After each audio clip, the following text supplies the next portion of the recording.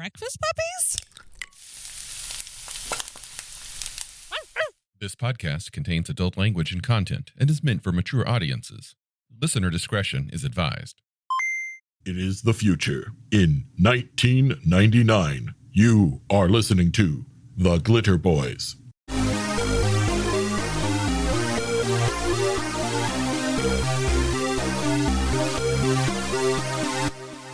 Any discussion of Rifts Online that goes more than a few paragraphs will end up talking about mega damage. And it is a mechanic that we've mentioned frequently, but not really got into a whole lot of depth to discuss.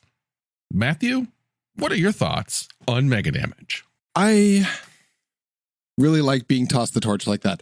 I think mega damage is interesting, and I think it's the thing that really set this apart from other games way back in the early 90s. Mega damage is, we've described it here before on the show, but in brief, it's the difference between a tank and a 9mm. You can shoot your 9 at the tank all day, and you'll scratch the paint and maybe put a small dent in it. Mega damage, if the same tank shoots back, will destroy you, the house you're in, your neighbor's house, the house beyond that. And it's an order of magnitude of damage and the ability to armor. It covers things like magical protections, alien tech, human developed, just badass technology and composite armor. Mega damage really sets apart and really underlies the human frailty without our tools. It really sets us up as the tool users that we are, because we're basically just, meat and water strung on calcium stalks. We like to think we're 6'8" and covered with hair and, muscular supermen, but we're eminently breakable in a modern age. A Kia Soul will splatter 100 people before it stops. Mega damage mechanically equates to 100 points of normal damage, or SDC, or hit point damage. If you are familiar with other role-playing games, folks, you're probably familiar with the concept of hit points. Palladium's got them. We've talked about hit points and SDC in the acronyms previously. This is taking that, as Matthew says, to a magnitude higher, where I think it's 2 magnitudes, because I think a magnitude is times 10. So this would be 2 magnitudes above normal damage, where if you have a gun that does 1d6 points of mega damage, that effectively does 1d6 times 100 points of SDC, or hit point damage. It all depends upon what is on the receiving end of that attack. Yeah. Now, if that gun, let's just say that's a Wilkes, that's the laser zapper. Mm-hmm. For those of you who are just here because you like the sound of our voices or the concept of glitter, the Wilkes laser pistol kind of looks like the old NES zapper. It is a low-powered sidearm in Rifts. And yeah, it absolutely depends on what you point that at. If you point that at, say, a car, that car is gone. If you point that at, say, a striker or an APC, that car, it might survive. There are 2 acronyms in play here across all 3 levels. Really, SDC and MDC, but there's MD and MDC. Mm-hmm. Weapons do MD. Armor and targets have MDC. And it took me a while to get into the mindset of making sure I use the right term at the right time. They can be very confusing. And honestly, it's not even all that important. But anyway, getting back to what I was saying, if you use an SD weapon against an MDC target, no matter how much damage you do with that weapon, even if that SD weapon can do hundreds of damage in a strike, it's going to do nothing against mega damage. Yeah, which I would house rule against personally. I think you could get through a tank if you had enough changeable barrels for your 22 and enough ammo. You could. I mean, it would take time, but you could do it. You could probably pierce the armor of a tank with a toothpick gun, but that toothpick gun needs to be set up in a way that it's firing a constant stream of toothpicks at, super high velocity for about 30 or 40 years straight. Please see Rift's Vampire Kingdoms for a description of the toothpick gun. With mega damage, when it comes into play in some of the settings we've talked at length about rifts, but we also recently talked about splicers, which is another mega damage game setting. When mega damage comes into play, it's a little controversial at times because some people really hate it. They just don't like the messiness that comes with feeling your character is underpowered against a laser gun. Like when your character can be totally murdered in one shot by a 1d6 damage Wilkes pistol, that can, raise some hackles. And it is a subject of much heated discussion online among detractors of the Rift's role-playing game and Palladium in general. I still don't see it. I think you should be afraid. I think if you are thinking you're walking into a game in God mode, no one's going to have fun playing with you, dude. You should be afraid. You should not swagger confidently into every situation. And I think that, and I don't know who's been saying these things, and I hope none of them are on our Discord, but I think if that's your play style, I probably don't want to sit down with you at the table, because I think you should think before you leap. There are no cheat codes in RPGs. Yeah. Be afraid. The people can damage you. You're here to live. You're here to survive. You're here to fight the good fight. I agree with that mentality in action, and I try to enforce it in play. I love, what's the word I'm looking for? I love that stark difference in levels of power between like normal squishy humans and, the big fucking robots out there that can just stomp you like it ain't no problem, leaving so much jelly stain on the ground as they keep on moving without stopping. I love a combat system that encourages people to take cover or, find a mega damage thing to stand behind as you pop out and shoot your enemy. In practice, I found it a lot more viable during Butts Edition days than current days because of certain combat options in Butts Edition that aren't here in the Ultimate Edition. And also the fact that on the whole, mega damage totals were lower. Things have much lower MDC. And now things get, when you are dealing with straight up MD weapons as they are now, there are targets out there which are just bullet sponges. Yeah. I will always like MD, and we didn't actually explain that. We said what the differences were. It's mega damage and mega damage capacity. Yeah. Just like SDC, structural damage capacity. I like the concept. I found it refreshing in the 90s, and I still like it today. It's different from anything else out there. And in fact, you house ruled something that was a step above, say, the Wilkes laser pistol, which was military damage, I believe you called it, which was an order of magnitude greater than MDC. I decided that I wanted a little bit more gradation in damage, so I took mega damage and made it a multi-step thing. So instead of all MD weapons doing the same scale of damage, I reduced one set of them to times 10 instead of times 100, and then kept the times 100 for things like vehicle level mega damage or greater. Like Glitterbois gun. Yeah. I've since been pondering a new take, and I actually wrote up a set of house rules for it, but then the game kind of fell apart, so I haven't actually put it into play. And I'm taking some inspiration from Savage Rifts. Go on. I've got mixed feelings on this mechanic in Savage Worlds, and I could go at length at why I have mixed feelings on it, and I'll save that for later. Please see our Savage World Rifts episode. But the short version is that in Savage Rifts, they took the Savage Worlds heavy weapons rules, which essentially says that damage is all the same. However, some targets are considered heavy, which means they can only be damaged by weapons that also are considered heavy. Now, heavy weapons don't do additional damage against non-heavy targets in Savage Worlds. And so that's what they just ported over. They just took it, renamed it from heavy to mega damage, and kept it as is. I like the concept, but I also still believe that damage should scale in order of magnitudes based upon the difference in magnitude of the target or the thing attacking you. Like, I think that a tank should do more damage to a human. If you're hit by, if you're hit by a tungsten round moving at damn near hyper velocities, you're just going to go. Yeah. and rain down as a gentle mist, feeding the grass. It's not recovery. It's not something you recover from. I challenge our listeners to turn what Matthew just said into your own haiku contest. Let's make it happen. Yes, please. And tag me in it. Tag me in that. So the house rule that I've been debating that I wanted to use was inspired by that, which takes standard mega damage like Wilkes pistol or a vibro knife or whatever. So your standard quality infantry level mega damage weapons and makes them a ×10. But wait, no, sorry.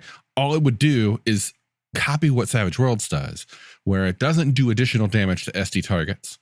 And SD targets would do, their damage isn't modified. The only difference is SD targets can't damage something with the empty tag.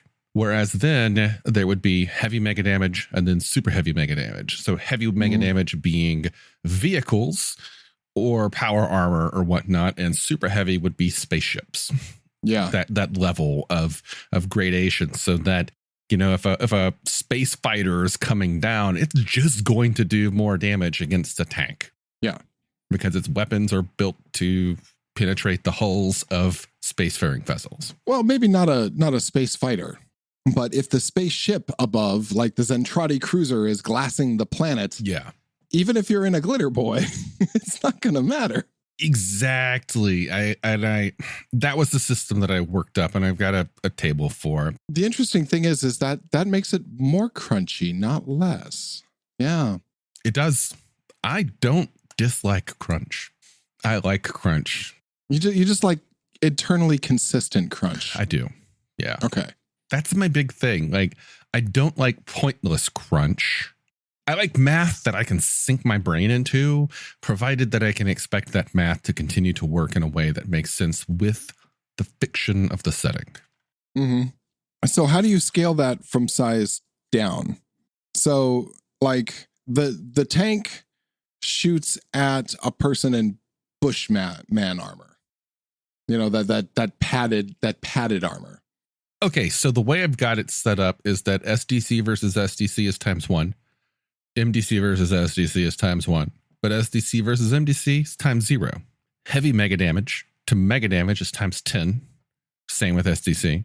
And then super heavy mega damage to heavy mega damage is ×10, but super heavy mega damage to standard mega damage is ×100. I don't see this coming up in play a lot, but it's a good rule to have.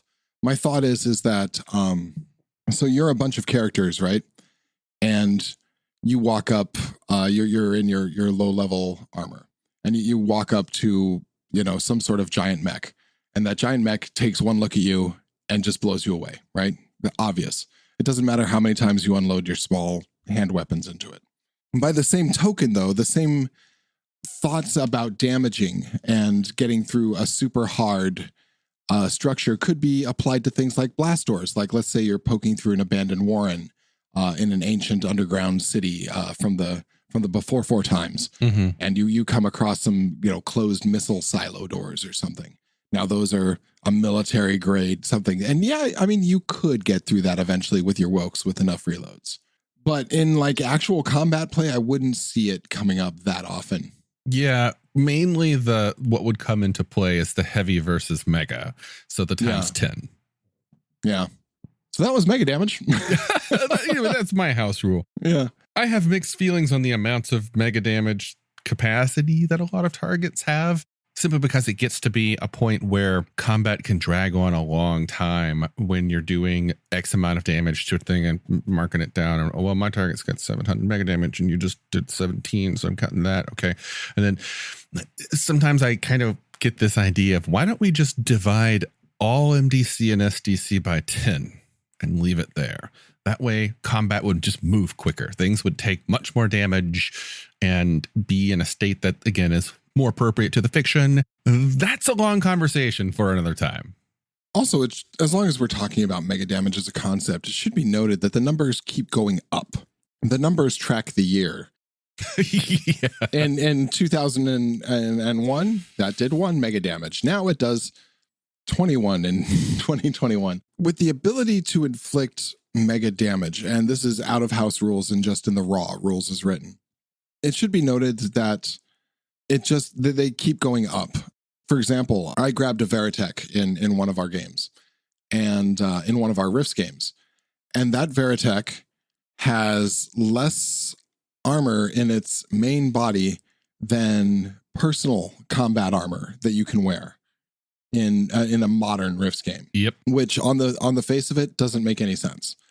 But it is something to keep an eye on. And as a game master, it's something you might want to think of for updating purposes. If you're that interested in balance, I personally never have been. You know, like the example I have, that Veritech is able to move. It goes real fast and it is really agile. There's a certain rule in the book here, which is a target, if it's moving, is -1 to hit. And for every 50 miles per hour that it's moving higher than 20 miles per hour, mind you, it's another -1 to hit. So how fast can a Veritech move? Equate that into units of 50 miles per hour, and that's going to be the penalty to shoot one. Well, technically, then you can't hit it, but it can hit you. Just something to keep in mind. If you're looking for high mega damage stuff, you might want to look in newer books because it just goes up and up and up. Yeah, it's something of a sore spot of mine when it comes to running Rifts, because players will want to bring in something from a new book. Yeah, and I don't blame them. There's cool shit in the newer books, but you then have to stop and go back and look. And you got to pull that Butts edition off the shelf and compare that suit of armor that player's wanting. Compare it to something like the Crusader, which is considered to be good armor. So let's compare it against the Crusader and be like, okay, this weighs half as much, but has 3 times as much MDC. Yeah, and you're going to have to adjust the math a bit. And that's just a fact of Rift's power creep. For me, the unit of measurement has always been 2 things. It's either the Veritech or the Glitterbois. Definitely the Glitterbois for damage. Yeah. If you're doing more than the boom gun with your sidearm, chances are it's a victim of power creep, and the DM should probably look at it. If you are able to poke through a Veritech with 1 poke, chances are your DM should look at it. These are hugely recognizable figures in this, and you have to think about what they are in the lore, not just what their stats are.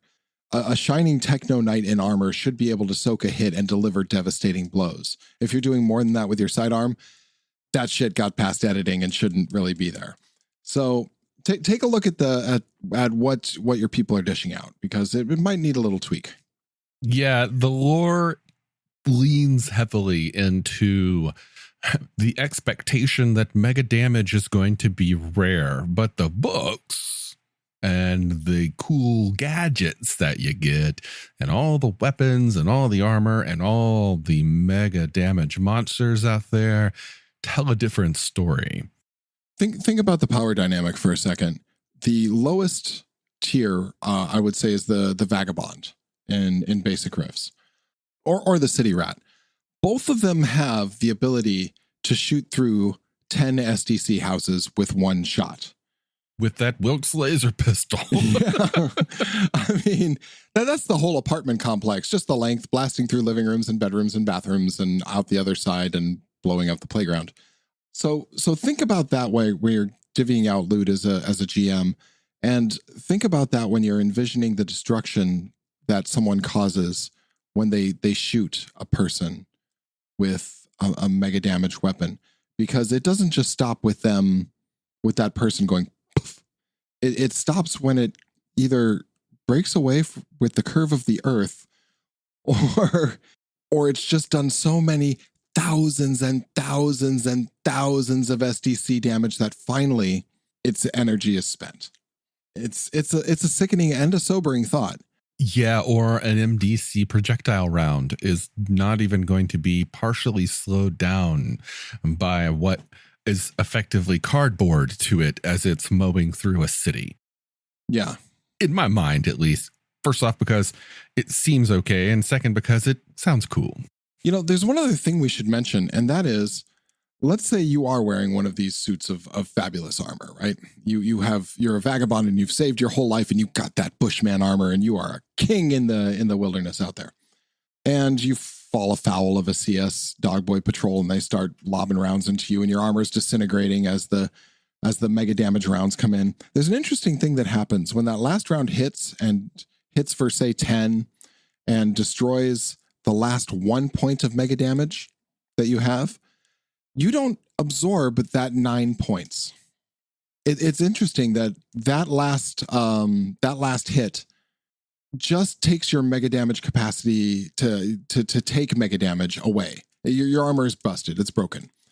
But that doesn't transfer to you. And that's always been interesting to me. Now, my characters have lived because of that so many times. That rule came forth. I know it's in the Rift Ultimate Edition. That was not a rule in the Butts Edition. They call it these days the G.I. Joe rule. Mm-hmm. That's another one that a lot of old fans of Rifts will talk about in ways that typically isn't pleasant. I like the G.I. Joe rule simply because of the amount of damage that's being dealt. I want to keep combat fun. I want players to have that one last shot option. Like, oh, fuck, it did what to me? And that lets them reconsider their next actions. Yeah, take cover. Something that I always have to keep in mind when running a game and introducing a new location to a party. How well defended is this location? If the party is coming across a settlement out in the wild, what kind of walls are they going to have? There's a lot of MDC creatures out there. So I'm imagining the walls are built of some scrap MDC stuff, or maybe they've actually got some people out there working on MDC composite materials and building defensive walls around this town. What kind of weapons does it have outside? And what kind of armor or defenses are its defenders wearing? Keeping that in mind, who are the nearest neighbors? Are they warlike? And what kind of powers do they have? Because the way I see a lot of town versus town battles happening, or, coalition moves into an area and wants to take it, is I imagine, due to the way that MDC works in the rules and in the setting, that unless you are a military nation able to defend against the oncoming military nation or something, you're probably going to lose without a shot fired.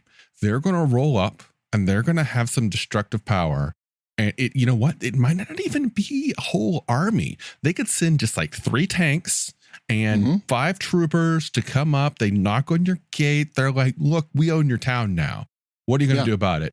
Your arrows rattle off their armor. Yeah. Yeah. One shot from that could level our town. Yeah. All hail Prossic. All hail Prossic. That's how I imagine so many battles, quote unquote, turning out in the world. Yeah. They just lob around at the nearest hill or put one through the local forest. And that's a display of the power. You see that mountain over there? Yeah. That one right there. Yeah. Do you see it anymore? The application for mining, though, I really want to play a fantasy dwarf, a Palladium fantasy dwarf that comes to Rifts and just grabs that Wilkes laser pistol from the beginning, points it at a mountain, and just walks on in. And like he sees it in action, his eyes go wide, his jaw drops, his tongue falls out, and he just comes his pants right there on the spot. Yeah. Because he's like, I could mine so much gold with this Wilkes laser pistol. Anyway, that's mega damage. I just see this happy, grinning, insane dwarf with a pistol pointed between his legs, pointed down into the dirt, going, pew, and dropping it down another 10 feet, pew, and dropping down another 10 feet. Okay. Yeah, mega damage. I think I'm going to play that character. Yeah. I am a dwarf and I'm digging a hole. Diggy hole. Any final thoughts on it, though? I still think it is a revolutionary idea in a world of hit points and armor ratings. It is one more cumbersome rule for Rifts, because it is. You have SDC, MDC, hit points, and AR, armor rating. There's lots of different ways the damage can be distributed. But I like that because in a world of magic and primitive power and psionic power and elder gods and dragons and robots and Borgs and fascist states and handguns and old tech and new tech. There needs to be a lot of ways of allocating all these various types. It can't just go to hit points and AR. It just can't. I largely agree. Over the years, I've come to want something a little bit more, just a little bit more of a verisimilitude here. And at least, I can respect that writing down in a book, game book for the first time ever, right? Writing down, oh, this type of damage is times 100 versus the other. Writing that down and publishing it is pretty fucking ballsy. That coming out in a book at the time that the Robotech games came out, times 100 damage. Boom. Players reading this thinking, Jesus fucking Christ, what times 100? And like that, I feel, was probably pretty revolutionary at the time. It was. I think, however, it needs to be looked at again if Rifts ever makes a future edition, and at least just a little bit of gradation, like going from times 1 to times 100, but nothing in between and nothing beyond. It's just, again, internal consistency with the world. I'm honestly hoping that never happens. I am, because there's too much data in too much books. Like if this process gets started, it will never finish in our lifetimes. They will not all get rewritten, and that will make a whole bunch of work unplayable by new rules. That is one of the lures of the Palladium Megaverse. Yeah. Everything is playable. Yeah, I honestly think this kind of thing could be covered in house rules. The GM just says, no, that does this and that does that. And I agree, because power creep did happen. There should be a rebalancing, but I don't want to. One of my greatest loves is that they keep coming up with new ideas, and I don't want them to ever rebalance by putting out a new system. I just don't want to see it. And dear listener, if you have opinions on this, you are always welcome to join our Discord and talk to us. Yeah, I even occasionally answer. NPC's really active on there, though. And some of the other people you've heard here on the show are especially active. I think it was good, honestly. I still like it. I just, here's the thing. When you're dealing with the spaceships, you don't need the order of magnitude. You don't need the new term. You just need to make it times 1,000 or times 10,000, because that is a fractional C kinetic nuke moving at a significant portion of the speed of light, accelerated through a kilometers-long mass driver. It's gonna fuck you up, your city up, and possibly punch through to the mantle of the planet. So just go ahead and just add a 0 if you feel the need. Or 2. I don't think it needs a new edition or anything. It's Palladium, and in Palladium, they don't discourage, they invite you to make it work for you. So if you have a house rule that you think makes it better, use it. Inform your players of what it is and use it. And then log on our Discord and let us know. Cheers.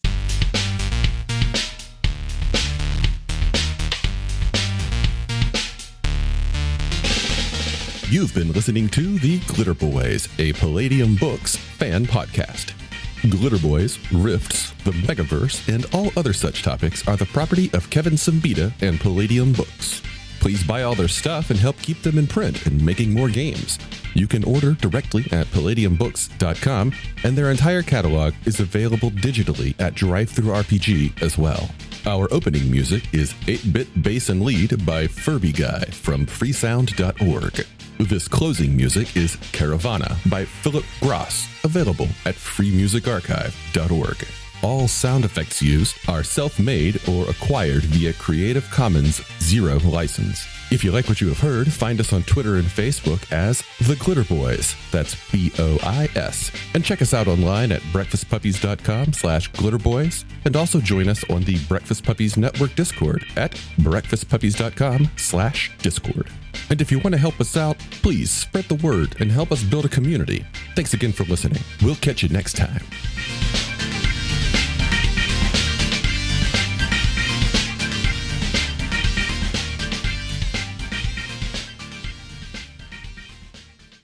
Give me just a moment. Yeah. Give me just a moment to pull up my World Anvil star. Yeah, there we go. Pause, and this going to get cut. Don't get a cut. You leave that in because that is the part that's human. Yeah.